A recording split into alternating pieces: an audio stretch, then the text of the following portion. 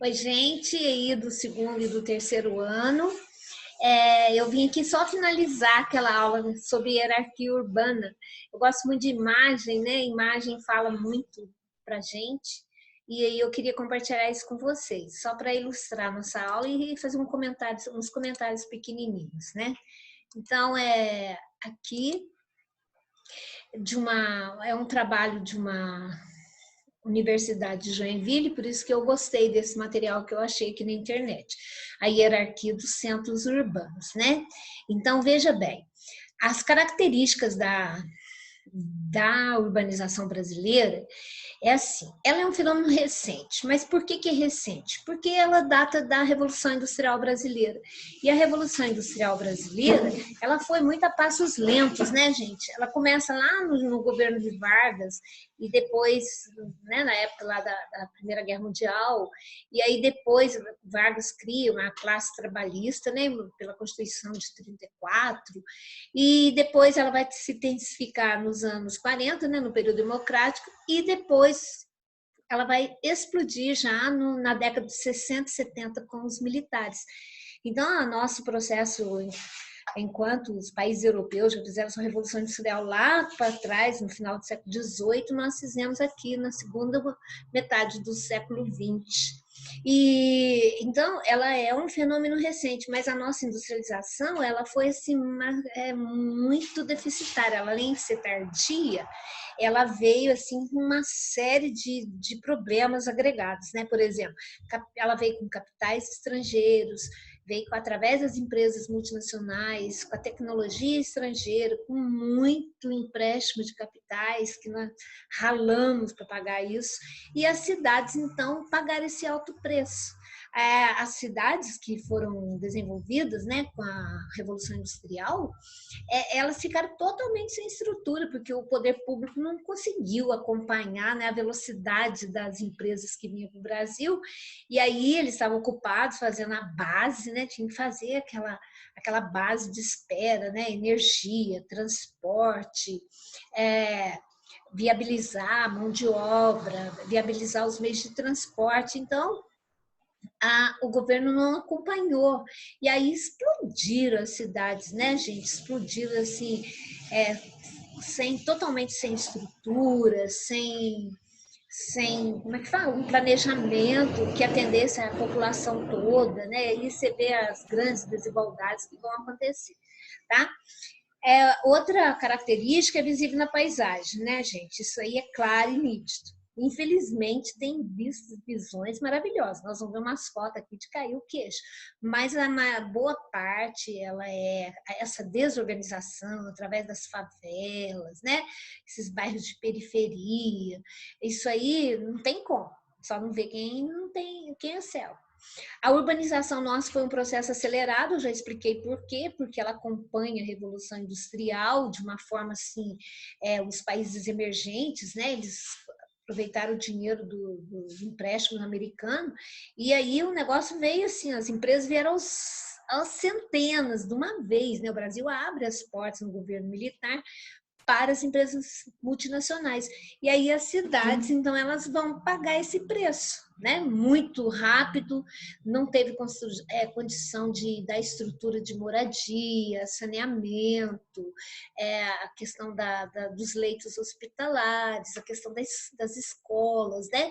E das vias também, né? O transporte público, isso ficou tudo deficitário porque a urbanização foi muito rápida e não deu tempo do poder público.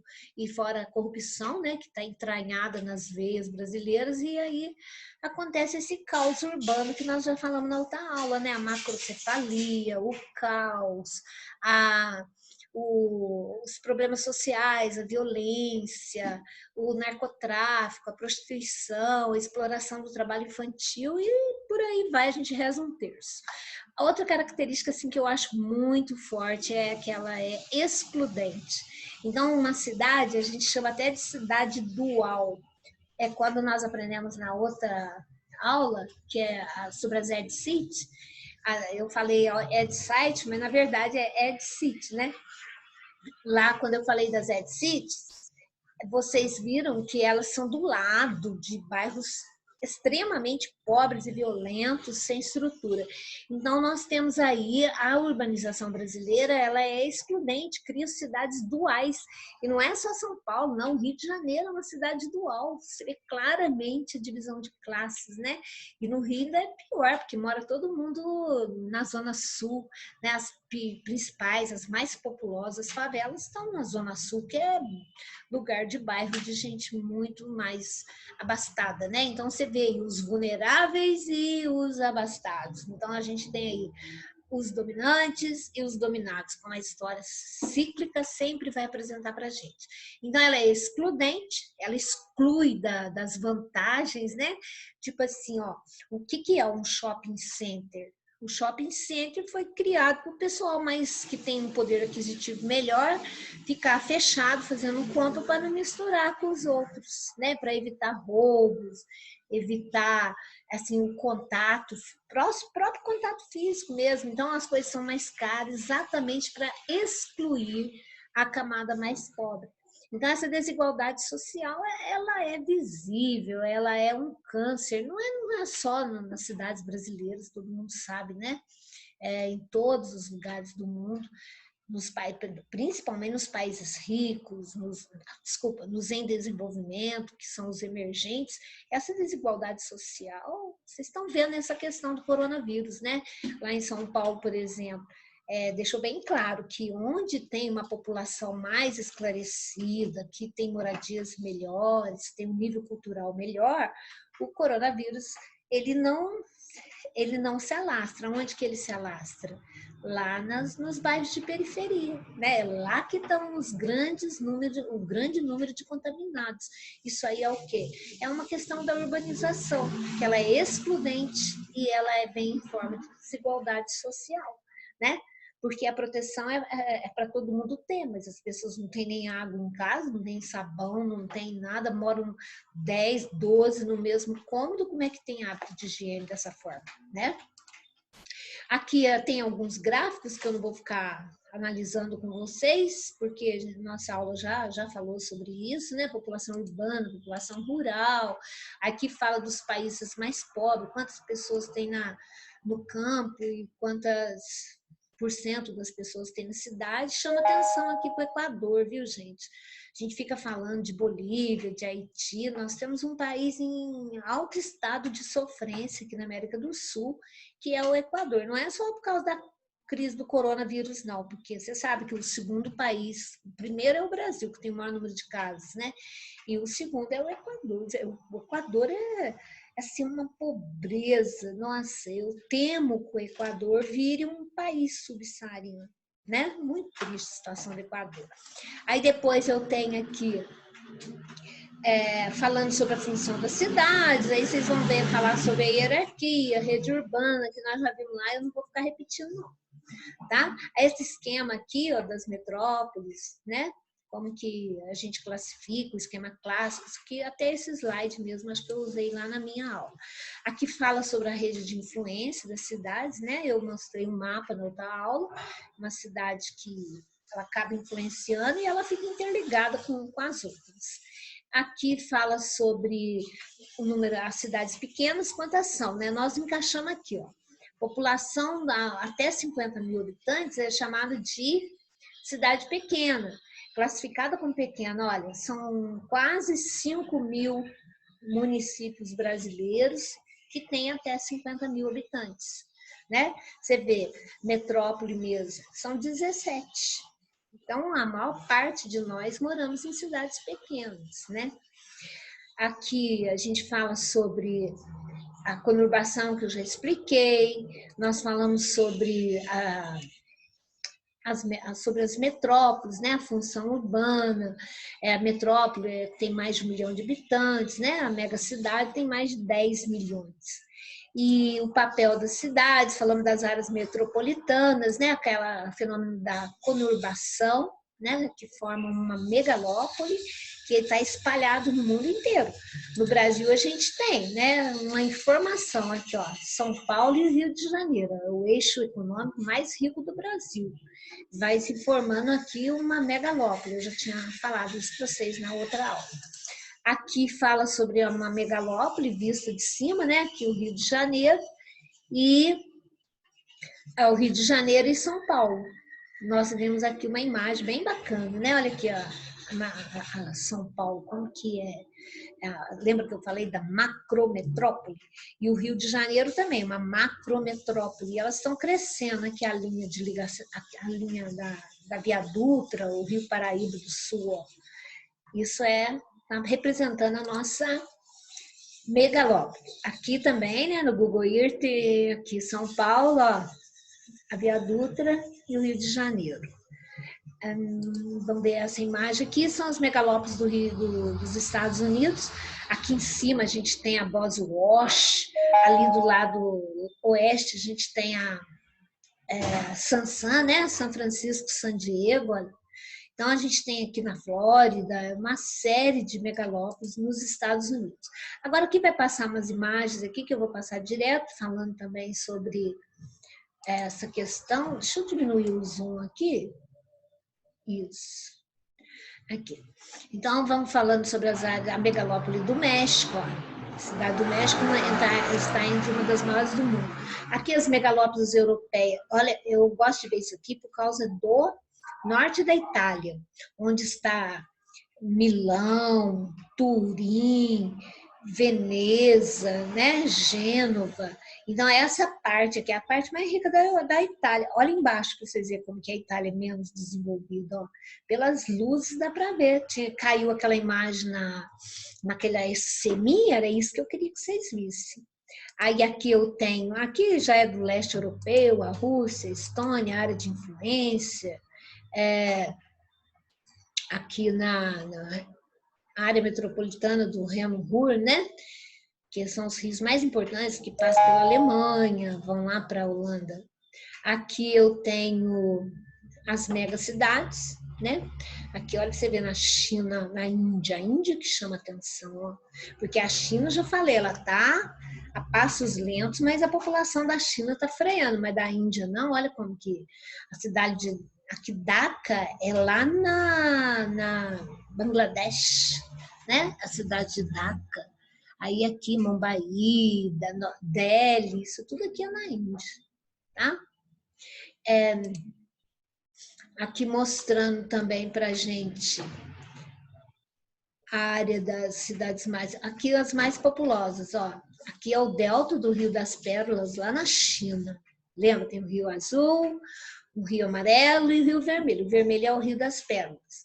O Japão, Delhi, São Paulo, Mumbai, Cidade do México, Nova York, Xangai, Calcutá e Dhaka. São as cidades com a nova megalópole chinesa das regiões metropolitanas em milhões de habitantes, né? Isso aqui é da China. Aqui ainda da China, ainda aqui lá no Japão, né? A megalópole japonesa, ó, de Tóquio. Aí a gente vai ali passando por Kyoto, Nagoya, Osaka, Hiroshima.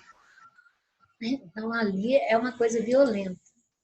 Aqui, a Índia, né? Sempre às margens dos rios, né? A Índia sempre margeando os rios. Aqui na Europa, na Ásia, na África, aqui no mundo, certo? E a gente vê, assim, é bem evidente, né? Eu gosto desses mapas aqui,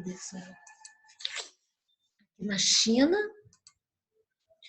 A província de Shenzhen, na China, é a mais populosa, né? Aqui que estão as grandes empresas, aqui que estão, aqui Hong Kong, está aqui, ó, nos tigres asiáticos, tá vendo? Aqui são as zonas econômicas especiais. Vocês já estudaram comigo. Aqui nós já vimos também sobre as metrópoles, aqui o Brasil mostrando a área de influência. Olha a área de influência de São Paulo, ó, que bacana. Né? Aqui de Belo Horizonte, Rio de Janeiro e por aí vai. Agora vem as fotos. Linda essa cidade aqui, né? Só pode ser quem? São Paulo, galera. Aqui. Então, São Paulo... Sabia que São Paulo tem... Eu sempre ensinei para meus alunos que São Paulo tem 100 quilômetros quadrados. Agora já são 200. Pensa bem, se anda 200 quilômetros, você está dentro da cidade de São Paulo, de uma ponta na outra. É muito grande, né, gente? Não sei como que dá conta de organizar todo esse serviço paulista. Então, São Paulo, aqui eu tenho o Rio de Janeiro, que realmente é uma cidade assim, maravilhosa, né? A nossa Paris. O Rio de Janeiro, que é uma cidade dual, que eu já expliquei o que é, que tem uma parte rica, abastecida, né? Eu ia falar abastada, mas abastecida também, e tem do lado as grandes comunidades de favela. Aqui a cidade de Belém, bem no delta, lá na desembocadura do Rio Amazonas, né? Então a gente pode falar na entrada, Belém fica na entrada da Amazônia. Aqui a cidade de Belo Horizonte, planejada, né, capital mineira, muito importante, o centro de Belo Horizonte, uma área de influência muito grande. Aqui a cidade de Curitiba, né, fundada pelos imigrantes europeus, nós já vimos isso na segunda aula nossa. Fortaleza, olha que lindo Fortaleza. Eu não conheço Fortaleza não, mas tenho vontade, olha que beleza. Fortaleza, aqui Goiânia, que eu falei para vocês, também foi uma cidade planejada. Goiânia é toda organizadinha, o transporte público funciona, é muito bacana a cidade de Goiânia. Cidade planejada é outra coisa, né, gente? Aqui Manaus sofre muito com essa questão do coronavírus, porque Manaus é uma cidade totalmente desestruturada. Porque ali eles têm que morar naqueles tesos, são partes um pouco mais elevadas por causa das cheias do Rio Amazonas, né? E Manaus teve 2 momentos de crescimento, né, gente? Manaus cresce lá na época do ciclo da borracha, que deu muito dinheiro, e depois com a construção da Zona Franca de Manaus, na época do governo militar. Aí construiu a represa de Tucuruí para fornecer energia para a Zona Franca de Manaus. Aqui a cidade de Porto Alegre, também não conheço. Porto Alegre, lembra? Era Porto dos Casais, né? Foi a primeira cidade que recebeu os imigrantes da Europa. Aqui a cidade de Recife, Recife é maravilhosa, né? Essa praia aqui é a praia da Boa Viagem, olha que lindo. Nossa, Recife é tudo de bom. Mas e o problema das favelas existem? Só que lá as favelas, elas são assim em forma de palafita. Já expliquei para vocês o que é uma palafita, né? Aquelas casas mal construídas sobre estacas em cima daqueles córregos. Normalmente as favelas nordestinas são assim, porque lá as cidades são tudo planas, né? Morro é só para o nosso lado aqui. A cidade de Salvador também foi uma cidade planejada, ela tem a parte alta e a parte baixa. Aqui é a Praia do Farol, né? Muito bacana Salvador, cidade turística. E depois aqui fala sobre cidades globais e a gente termina aqui com esse slide, certo? Então, agora só finalizando, falar para vocês que todas essas aulas já estão disponibilizadas lá na plataforma e eu já atualizei tudo lá, a lista de exercício, então tá tudo arrumadinho, é só entrar na plataforma e seguir as orientações, tá bom?